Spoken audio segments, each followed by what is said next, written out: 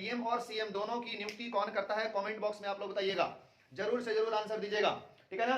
हाँ, hello friends, मैं Arun sir आप लोगों को अपने YouTube channel Arun GS hub में स्वागत करता हूँ। जी फ्रेंड्स, पिछले क्लास में हम लोगों ने अध्यक्ष के बारे में पढ़ा था।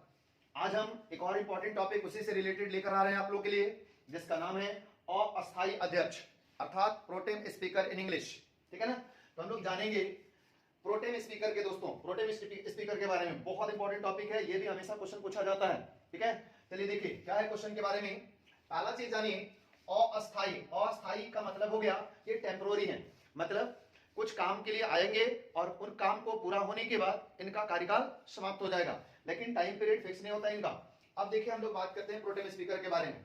आपने सुना होगा लोकसभा का चुनाव और विधानसभा का चुनाव। जब लोकसभा का चुनाव होता है तो आपको पता होगा भारत में लोकसभा का चुनाव 543 सीटों पर होता है, ठीक है। अभी 2024 में लोकसभा चुनाव भी होने वाला है और 2024 में झारखंड में विधानसभा चुनाव भी होने वाला है। तो आप दोनों को पढ़ने को मिलेगा आप लोगों को, ठीक है ना। क्वेश्चन बहुत इंपॉर्टेंट मिलने वाला है, दोनों क्वेश्चन आपसे पूछा जा सकता है। तो गौर करिए, 2024 में जब लोकसभा का चुनाव होगा 543 सीटों पर और झारखंड में जब नवंबर के समय में विधानसभा का चुनाव होगा तो वो 81 सीटों पर।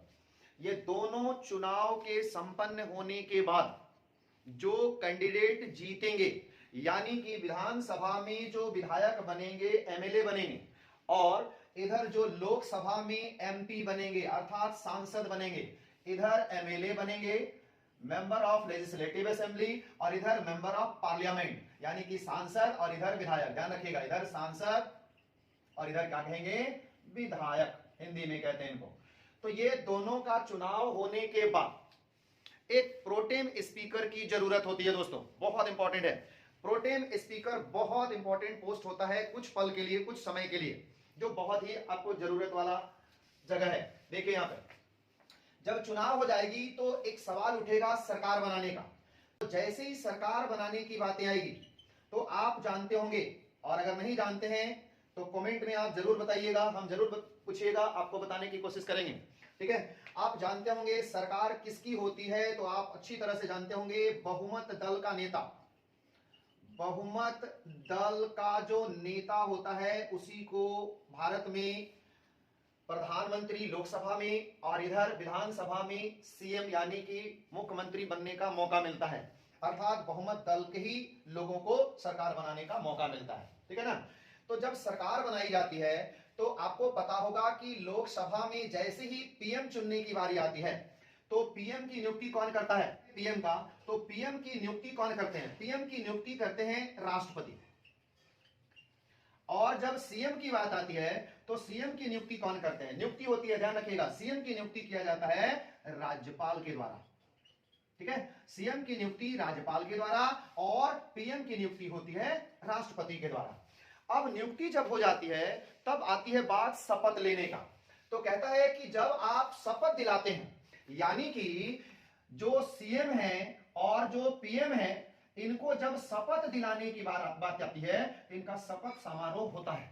और शपथ समारोह के समय इनको शपथ कौन दिलाएगा? तो इनको गवर्नर और इनको प्रेसिडेंट यानी कि राष्ट्रपति शपथ दिलाएगा, ठीक है ना।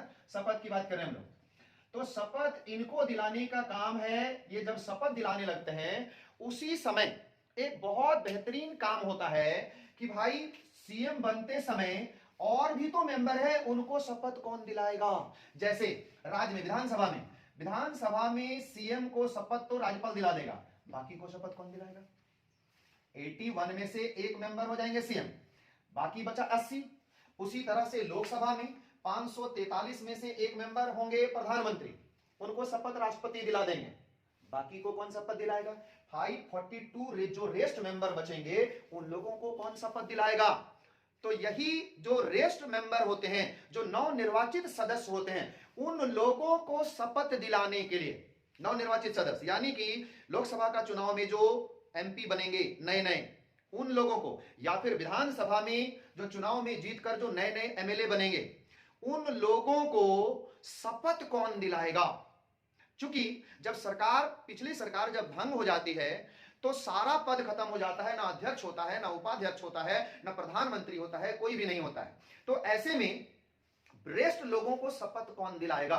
तो जो रेस्ट लोग होते हैं उन लोगों को शपथ दिलाने के लिए राष्ट्रपति को अधिकार दिया गया है लोकसभा में, और विधानसभा में राज्यपाल को अधिकार दिया गया है गवर्नर को कि आप साहब हमारा शपथ के समय ही, यानी कि सीएम के शपथ के समय और प्रधानमंत्री के शपथ के समय ही एक वरिष्ठ मेंबर को, जो जीते हुए कैंडिडेट होंगे उसी में से, जीते हुए कैंडिडेट नवनिर्वाचित सदस्य में से एक व्यक्ति को साथ में और क्या करिए, एक सदस्य को शपथ दिला दीजिए।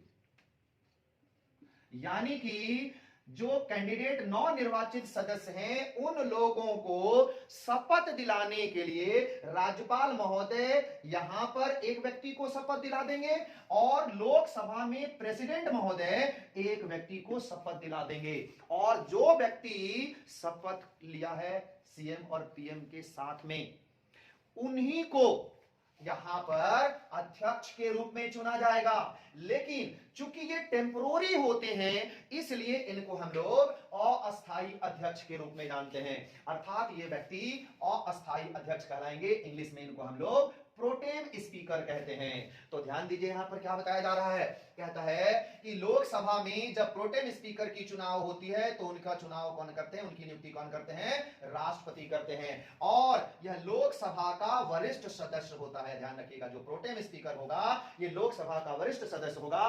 प्रधानमंत्री के कहने पर किसी व्यक्ति को प्रधानमंत्री के साथ साथ शपथ दिला दिया जाएगा, किसके द्वारा, राष्ट्रपति के द्वारा। एक बहुत बड़ा सवाल उठेगा कि सर सबको राष्ट्रपति क्यों नहीं शपथ दिला दे, सबको राष्ट्रपति शपथ दिला दे। राष्ट्रपति सबको शपथ दिला सकते हैं, लेकिन यहां पर गौर करिएगा एक मेंबर दो मेंबर नहीं है, 542 रेस्ट मेंबर हैं। इतने सबको शपथ दिलाने में काफी समय लग जाएगा राष्ट्रपति महोदय को, इसलिए एक टेम्पोररी स्पीकर चुना जाता है जिसे हम लोग प्रोटेम स्पीकर कहते हैं। और वो व्यक्ति क्या करते हैं, प्रधानमंत्री को शपथ राष्ट्रपति दिला दिया और दो चार गो मंत्री भी चाहे तो प्रधानमंत्री अपने साथ शपथ दिला दे।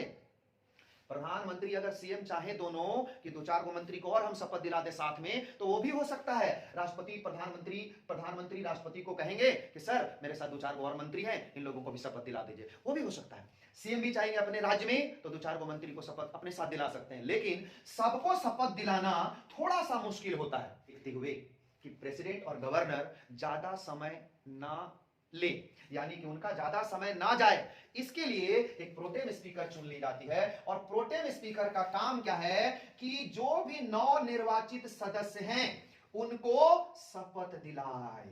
नवनिर्वाचित सदस्य को, जितने भी कैंडिडेट नया नया बनेंगे उन सबको क्या कर दे, शपथ दिला दे। ये काम किनका है, तो प्रोटेम स्पीकर का। और जब अध्यक्ष का चुनाव होने लगेगा, क्योंकि सरकार भंग हो गई थी तो अध्यक्ष भी नहीं थे, नया अध्यक्ष चुनने की बारी आ गई, तो अध्यक्ष भी तो अभी नहीं चुनाया है, तो सवाल उठेगा कि अध्यक्ष के चुनने के समय में भी कोई तो हेड होना चाहिए सदन में।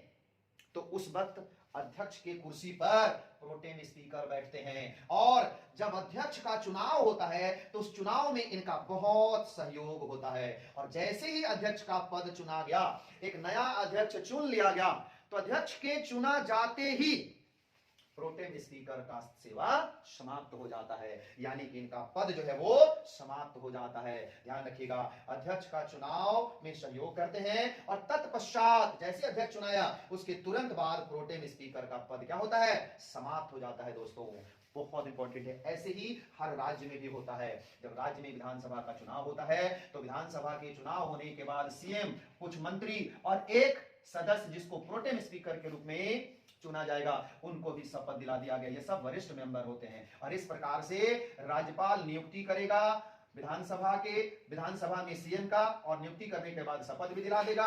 और प्रोटेम स्पीकर को भी शपथ दिला दिया, वरिष्ठ मेंबर के रूप में होते हैं। और विधानसभा के नवनिर्वाचित सदस्य, यानी कि जो न्यूली अभी सब सरकार में आए हैं, जो विधानसभा के मेंबर बने हैं, उन सभी मेंबर को, चाहे विपक्ष का हो या सरकार में हो, रूलिंग पार्टी हो या आपका विपक्ष में हो, वो सभी मेंबर्स को सबको शपथ दिलाने का काम होता है। कहां पर, तो प्रोटेम स्पीकर के द्वारा। ठीक है, प्रोटेम स्पीकर सबको शपथ दिला देंगे बारी बारी से, और फिर अध्यक्ष चुना जाएगा सदन में। प्रोटेम स्पीकर के शपथ दिलाने के बाद सब लोग शपथ ले लिए, फिर अध्यक्ष चुनाएगा, और अध्यक्ष के चुनाव के समय भी प्रोटेम स्पीकर का बहुत बड़ा योगदान होता है। और जैसे ही अध्यक्ष चुन लिया गया तो अध्यक्ष चुना जाने के बाद इनका पद जो है वो क्या होता है, समाप्त हो जाता है, अर्थात प्रोटेम स्पीकर का पद समाप्त हो जाता है। मतलब अध्यक्ष के बनते ही प्रोटेम स्पीकर का पद खत्म हो जाता है। इसी कारण से हम लोग इनको कहते हैं अस्थायी अध्यक्ष। लेकिन यह ध्यान रखेगा कि जो व्यक्ति प्रोटेम स्पीकर बना वो व्यक्ति लोकसभा का सदस्य होना चाहिए, उसी में से किसी व्यक्ति को प्रोटेम स्पीकर बनाया जाएगा। दूसरा, विधानसभा में भी जब होगा तो विधानसभा में भी उसी आदमी को प्रोटेम स्पीकर बनाया जाएगा जो व्यक्ति विधानसभा का सदस्य होंगे, ठीक है, और तब जाकर के प्रोटेम स्पीकर का काम होता है। ठीक है दोस्तों, आई होप आपको ये वीडियो पसंद आया होगा। अगर पसंद आया है तो लाइक एंड शेयर जरूर करिएगा दोस्तों। तब तक के लिए धन्यवाद।